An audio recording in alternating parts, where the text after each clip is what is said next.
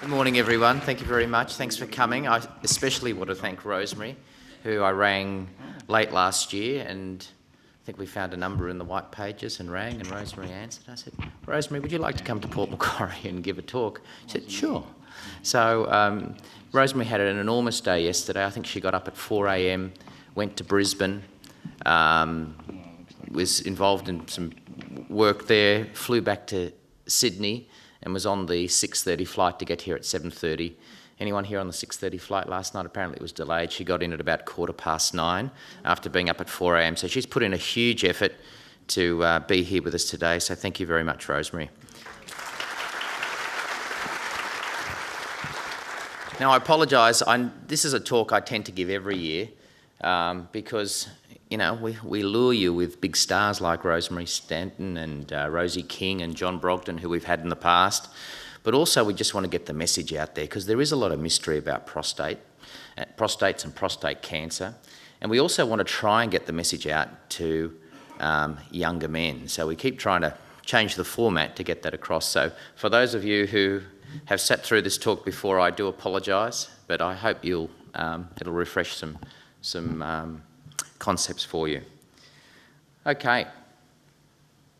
So there is a lot of mystery about prostates, and a lot of men and women don't really know where it is or what it does. And I think that's the first thing that we have to do. So why am I talking to you is, as Peter said, most men in their 40s, 50s are pretty busy, work, kids, and we're a bit hopeless when it comes to looking after our own health. So we're not as health aware, and we also are under the misapprehension that prostate cancer is just an old man's disease and that you don't need to worry about it when you're younger. And the reason that we often try and talk to the women, our wives or partners, is that, let's face it, we're not very good at being smart about our health. We might have a job to have done, but the way we go about it isn't necessarily very, very bright. So where is your prostate? That's the first thing to talk about.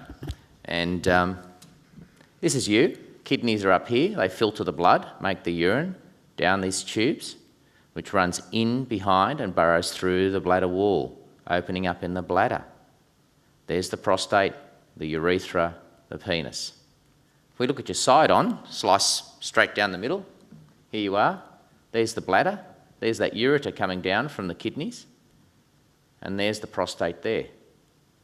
This is why we stick our finger in your backside, or sometimes two fingers,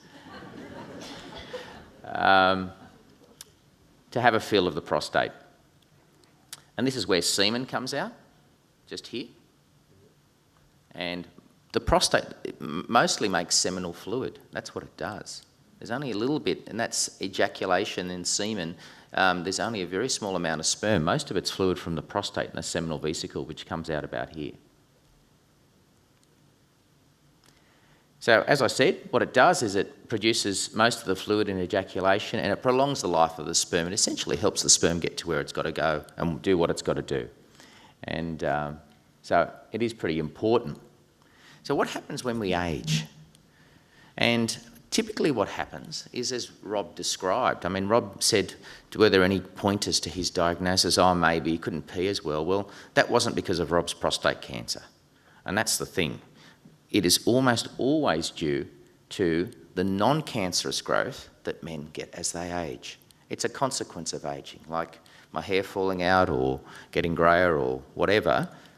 Most men will experience non-cancerous enlargement. Now, the important thing to know is the prostate, this looks like it's just one big blob, but it's actually got little different sections. And this non-cancerous enlargement occurs centrally. And so what does it do? It narrows off that tube a bit, and that's what causes your urinary symptoms. It's harder for the urine to get out, and it causes a variety of symptoms.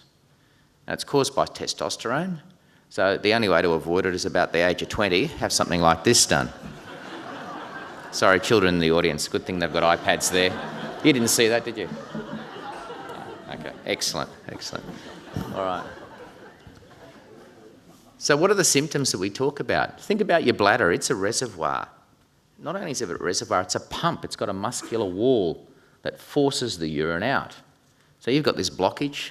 You flick the switch, And as often, I always think about it when I come to the glass house, because you always go to the bathroom and there's someone, an older gentleman there who's standing there for a long time, and we're all waiting. And you might go and come and a few other people and he'll still be standing there. There's a delay in starting because the bladder's trying really hard to generate enough pressure to open the channel, to force those big pillows, those big cushions of prostate out of the way and start the flow. And that's what happens. And it does start the flow, but the stream's pretty weak because the channel's a bit blocked, and then the bladder gets tired and the pressure drops off and they tend to dribble and fade away. Then your bladder gets irritable, you want to go more frequently, more urgently, you start getting up at night, etc. Anyone know what I'm talking about? And it's a gradual process. I mean, I know I don't pee as well now as I did when I was 20. It just happens. And this is something that's quite useful. It just demonstrates it, the flow curve. So this is how many mils a second of urine you put out, and this is how long it takes. The young bloke or a woman, instant, bing, big strong flow, over and done with, 30 seconds, you're out of there. The older fellow, actually you can't see the 2 minutes beforehand where nothing was happening. The screen isn't wide enough for that. But then it starts, all right, oh God, yeah, the flow's not very strong and it takes a hell of a long time and it gets down. Ring any bells? Okay. So what do? You don't need to do anything. Like I said, I'm starting to notice the symptoms, or I have been for a few years. You don't need to do anything unless it bothers you. And that's the thing. Men are often frightened of saying, I've got some urinary symptoms, because they're worried they're going to end up with an operation or something unpleasant's going to happen. You usually don't need to do anything. It's a consequence of ageing. So it's usually not a problem unless it bothers you, or you're not emptying your bladder properly, which is something that, you know, if you complain about it, we'll assess with an ultrasound. And so what do? If it does bother you, we've got fantastic drugs. One that Rob talked about that basically is a prostate relaxer. It helps relax the prostate, makes it easier for the bladder to empty. Very simple, easy to take medication that's very effective. We've also got drugs to shrink it. And when those things don't work, we've got, you know, we do have sort of minimally invasive operations that can help. And one of which is a green light laser machine, which basically does remove some prostate tissue. And this is a $150,000 piece of equipment that the Jim Bruce Trust bought and is now in use at the base hospital here. So it was the first high-powered green light laser machine in the state in a public hospital. And that was thanks to your support and the Jim Bruce Trust. So that's what you do. This is what not to do. Again, men. Can you believe this? And this one, anyway. Any theories why we do this? Risk-taking behaviour. I thought that was over by the time we were like 30. Anyway, prostate cancer. Prostate cancer is a pretty prevalent disease, and as Rob said, a lot of us will die of something else, even though we have prostate cancer. But the thing is, as Peter said, over 3,000 men die of prostate cancer each year. So it is a big deal. That's about as many people who die of breast cancer, women die of breast cancer. You know, breast cancer is a terrible disease where it often affects younger women, and admittedly prostate cancer is for older men, but there's still 3,000 lives. So we can say, well, you know, you die of something else, you know, with it rather than of it, so let's forget about it. And I don't really agree with that.